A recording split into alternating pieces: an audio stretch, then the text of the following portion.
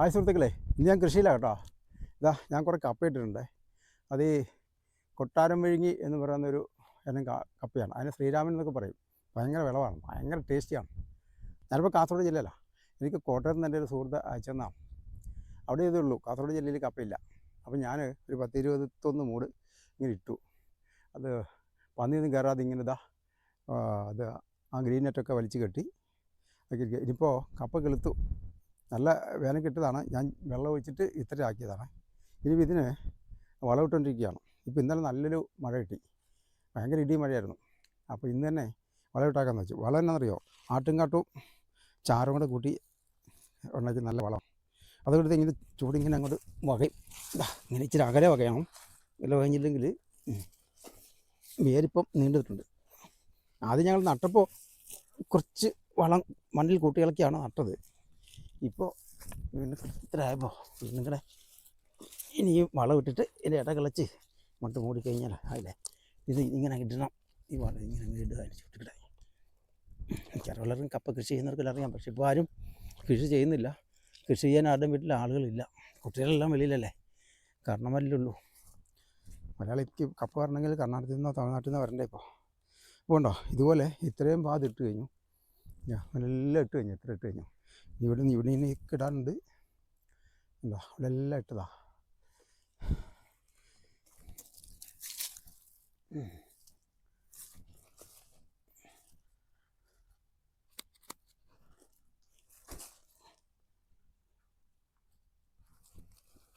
മാന്തി നിട്ട് നോക്കാവേ കൊടുത്തിട്ടെ.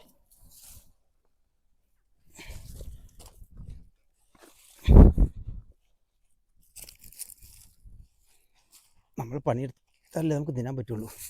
എല്ല് മുറിയെ പണിതാൽ പല്ല് മുറിയെ തിന്നാന്നല്ലേ പഴഞ്ചൊല്ല്. അത് ഈ വെയിൽ നോക്കിയിട്ട് നല്ല വെയിലുണ്ട്, നല്ല ചൂട്. ഇന്നലെ 32 ഡിഗ്രി സെൽഷ്യസ് ആയിരുന്നു കാസർഗോഡ് ജില്ലയിൽ.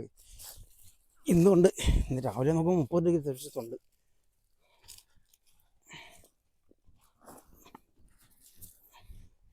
ഇന്നും മഴയുണ്ട്. അവിടെ ഇട്ട് കൊടുത്താലേ വളം ഇട്ട് കഴിഞ്ഞാൽ മഴ പെയ്യാണ് ഏറ്റവും നല്ല കൃഷിക്ക്.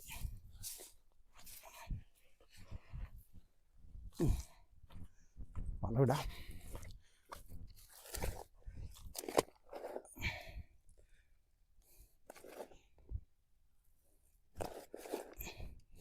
ഈ ആട്ടും കാട്ടും ചാരം എന്ന് പറഞ്ഞാൽ ഭയങ്കര കപ്പയ്ക്കൊക്കെ ഭയങ്കര വളമാണ്.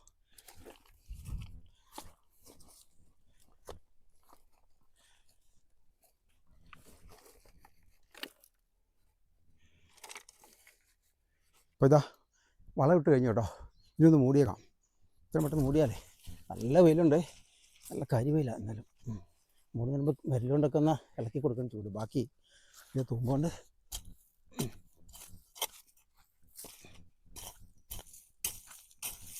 മൂടിയിട്ട്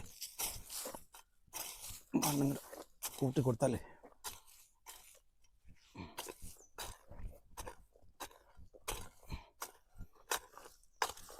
എല്ലാം മൂടിയിട്ട് വേണം ഇട കളയ്ക്കാൻ.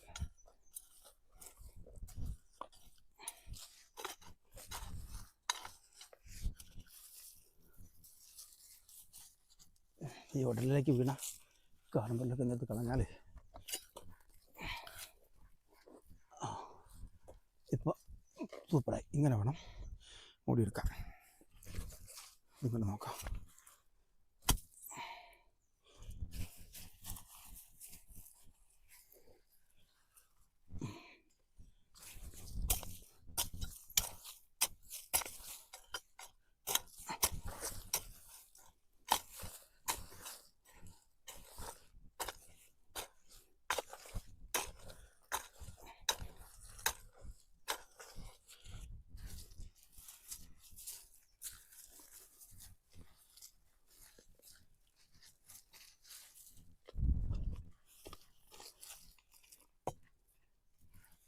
പണ്ടൊക്കെ ഒരു കാലാവരണ്ടി എന്ന് പറഞ്ഞൊരു കൈ പോലത്തെ ഒരു ഉപകരണം കിട്ടുമായിരുന്നു. ഇപ്പോൾ അതൊന്നും കടലിൽ കിട്ടാനല്ലേ. ഇപ്പോൾ ആരും കാലാവരണ്ടെന്നില്ലല്ലോ, കൃഷി ചെയ്യുന്നില്ല പിന്നെ. അപ്പം അങ്ങനെയാണ് നമുക്ക് മൂടിയെടുക്കാം. ആയി കപ്പ വളരെല്ലാം മൂടിക്കഴിഞ്ഞു കേട്ടോ. ഇനിയിപ്പോൾ ഇതിനിടെ ഒന്ന് കൊത്തിക്കളയ്ക്കാം.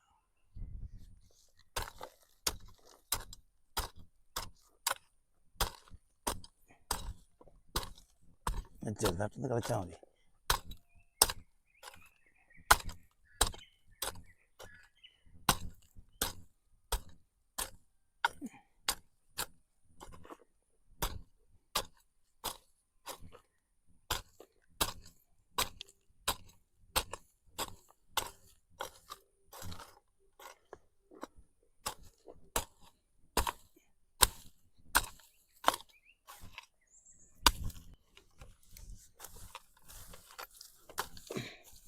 അപ്പോൾ കപ്പയ്ക്കകത്ത് കളയാൻ കഴിഞ്ഞു കേട്ടോ. ഇനിയിപ്പോൾ ഉണ്ടല്ലോ, ഞാനിനി ഇടവേളയായിട്ട് വെള്ളരി കൃഷി ചെയ്യാൻ പോവാം. വെള്ളരിക്ക് തടവെടുക്കാം.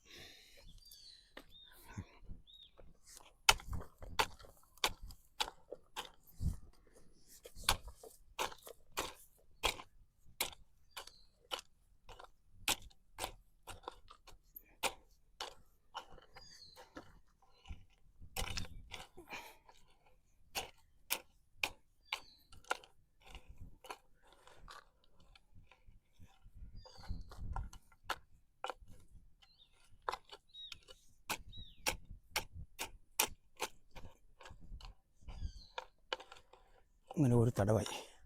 അപ്പോൾ നിറച്ച് ഞങ്ങൾ തടവെടുക്കാൻ പോകാം. അപ്പോൾ വെള്ളരി നടാൻ പോകണം കേട്ടോ.